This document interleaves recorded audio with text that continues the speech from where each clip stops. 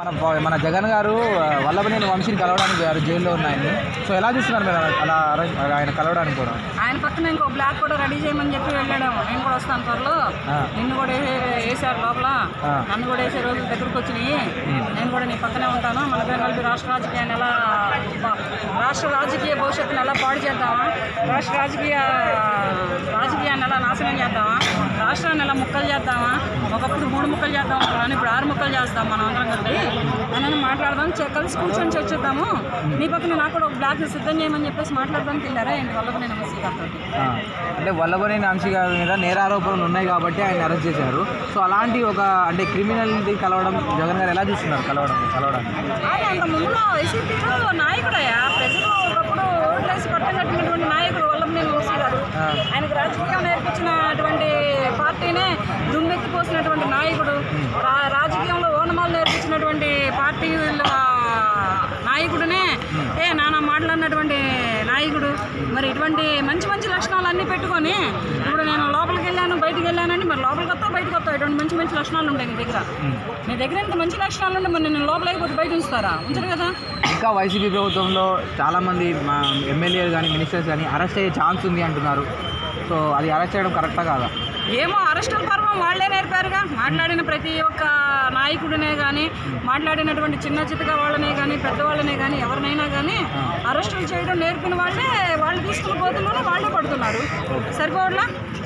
జగన్ గారు ఏమంటున్నారు? పోలీసులకు వార్నింగ్ ఇస్తున్నారు, మా ప్రభుత్వం వస్తే మీ సంగతి చూస్తా అంటున్నారు. పోలీసులు ఏమైనా ఇళ్ళకి మళ్ళీ మారే 5 ఏళ్ళకి ఒకసారి పార్టీలు మారి అధిష్టానాలు దిగే నాయకులు అనుకుంటున్నారా?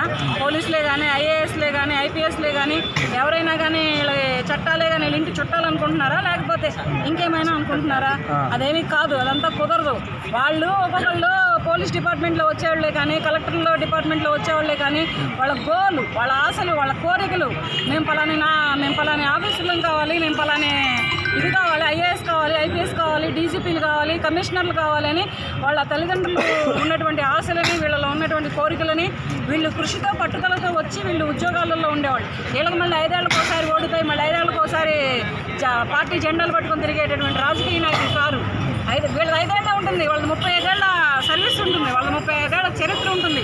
అటువంటి చరిత్ర గల వాళ్ళు ఏంటంటే ఒక్కొక్కళ్ళు ప్రాణాలు అర్పించిన సైతాలు ఉంటాయి. పోలీసులు వాళ్ళే, ఆర్మీ వాళ్ళే కానీ, పోలీసులు వాళ్ళే కానీ, ఎవరి అయినా కానీ ప్రాణాన్ని పలంగా పెట్టి రాష్ట్ర ప్రజలను కాపాడేటటువంటి దానికి ఒడికట్టేటటువంటి మహానుభావులు పోలీసు వాళ్ళు, మహానీయులు పోలీసు వాళ్ళు. అంటే మాజీ సీఎం అయిన జగన్ గారు బట్టలు ఇప్పి కొడతాం పోలీసు వాళ్ళని, కొట్టమను. బట్టలు ఇప్పే కొడతాడో లేదంటే బట్టలు ఇప్పించి కొట్టించుకుంటాడో ఎవరో తెలుసు. బట్టలు ఇప్పి ఈయననే కొడతారేమో. పోలీసులు ఎందుకు కొడతారు బట్టలు ఇప్పి?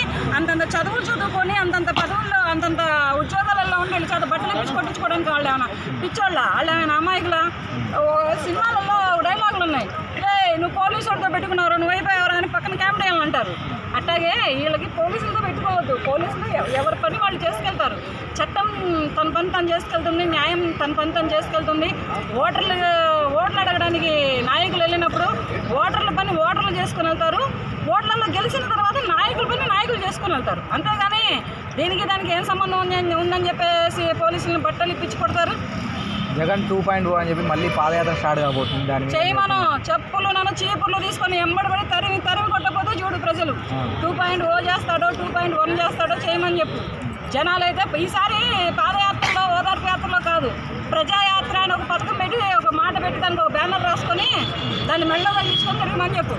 ప్రజలే సమాధానం చెబుతారు, ప్రజలే బుద్ధి చెబుతారు, ప్రజలే వాళ్ళకి సరైన ఇచ్చేస్తారనమాట. అంటే కూటమి ప్రభుత్వంలో రాజ్యాంగ పాలన లేదు, రెడ్ బుక్ పాలన ఉంది.